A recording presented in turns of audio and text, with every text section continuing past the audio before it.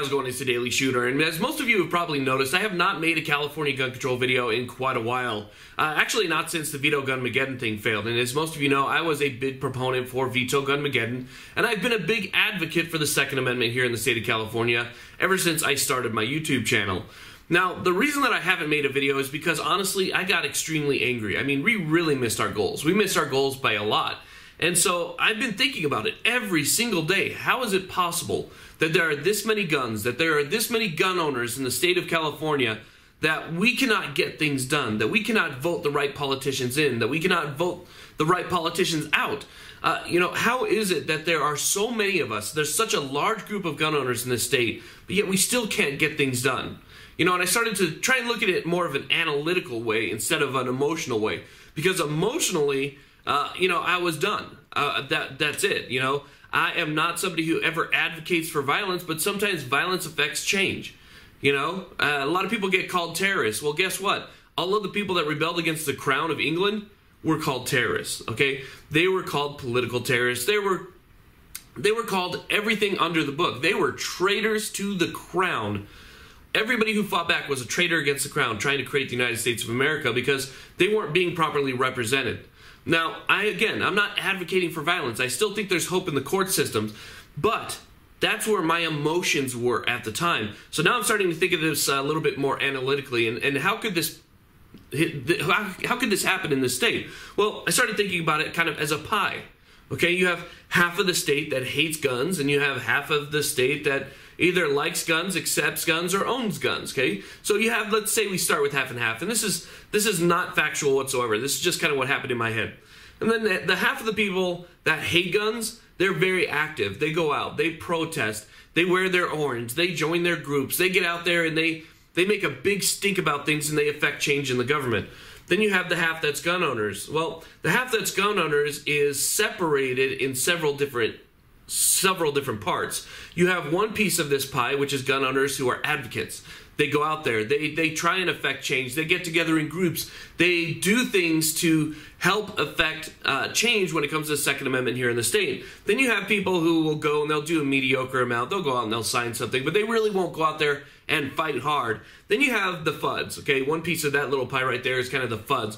They own a shotgun, they own a rifle, they're considered part of the gun culture here in California, but they don't actually go out and do anything because, you know what, they're just not interested enough or motivated enough to get off of the couch. There's a lot of those types out here in the state of California. Then you have the other people, okay? This is also kind of a large pie, in the piece of the pie in the state of California when it comes to our half of the pie as a gun community. Those are the people that think that the Constitution is so strong that it doesn't matter what laws that the state of California passes. The Constitution is so strong that if they were arrested for having something that was prohibited, or if they were arrested for something that is illegal in the state of California but still may be constitutional, that all they have to say in court is, look, I have a constitutional right for this or that, to have a 30-round magazine, or to have what the state considers an assault weapon, okay? They feel that the Constitution is so strong the state can do nothing about them. So they don't do anything because they have the Constitution. Okay, they don't go out, they don't vote, they don't do anything because the Constitution is the law of the land. And we all know that to be true. Constitution is the law of the land. And by that law, there is no other law that is to supersede the Constitution. If you want to go back in my channel, I've actually done videos where I read the entire Constitution on video. So you can go back and you can check every little chapter, every little section, everything that I read in the Constitution for yourself. But the Constitution is the law of the land, and there's not supposed to be anything that supersedes it. However, the federal government, okay, is not going to enforce the Constitution to bail you out in California. Okay? California is going to apply whatever law that they want, and if they deem 30-round magazines to be illegal, you're going to jail. You're going to jail, and saying that this is a constitutionally protected thing isn't going to help you. We've already seen that the Ninth Circuit Court of Appeals, where eventually your case may end up if it doesn't go all the way to the Supreme Court, but still, you're going to be in jail this whole time. If it goes to the Ninth Circuit Court of Appeals, they've already shown that they are so anti-gun that it doesn't matter what heads their way, they're going to vote against it. Okay, so you're screwed. There's nobody that's going to help you except for you. So the Constitution might be the law of the land, but the government's not going to protect it. It's up to you to protect it. So if you're one of those people who's a FUD, you're just sitting on the couch and you don't really give a shit, get up and do something. Let's make some change. If you're somebody who is like, oh, you're so hardcore Constitution that you don't think anything's going to happen to you, it will happen to you. You will go to jail. You will be arrested. You will be thrown in prison. You won't be able to fight back. You need to get off the couch and you need to do something. We, as our half of the pie, need to be as active as the anti-gun half of the pie is. They do stuff about it. That's why we're losing. These politicians have a grasp on these people. If we band together, we can have just as much effect, maybe even more, to get motivated and get out there and vote. We have elections, we have ballots, we have bills, we have things coming up just in November, coming right around the corner. And if you see anything anti-gun, vote no. I mean, that's it. If you know that you are not registered to vote, I believe actually today is the last day to register to vote. Get out there, register to vote, show at the polling place.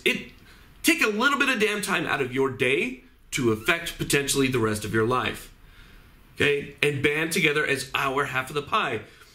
That is what my analytical brain is thinking. That if we get together as a larger group, then we can, yes, do something. People ask me all the time, is the state a lost cause? That's probably my biggest question. Hey, you know, I live in San Diego or I live in San Francisco. Do you think the state's a lost cause?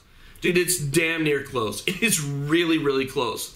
And that's why my emotions led me to what I was talking about in the beginning. But still, my analytical side says we still have a chance if we band together. If we don't band together, forget it. We're done. And that's the answer to that question right there. If we do not band together, yes, 110%, the state is a lost cause. Donate to groups like Firearm Policy Coalition. Donate to the NRA. Cal Guns. I mean, anything that you can do to give money to the people that will fight for us in court, do that. I'll put links in the description box where you guys can find those people, but donate to them. Go out and vote. Those are the things that affect change. I'm sorry that this is running on for a long time, but this is a big deal. We got to do something. I mean, it's honestly now or never. If these get passed, forget about it. Yes, it's over. You can fight all you want in court, but for that amount of time, it could take 5, 6. Think about the Peruta case, California concealed carry case. That case was hung up forever. Now, in the meantime, your rights are going to be stripped away for that whole time that we fight back against these, so stop them now. Anyway, thank you all very much for watching. Sorry for ranting and going on, but this has got to stop. It's got to change in California. Thank you all very much for watching again. Please like, subscribe. Have a great day.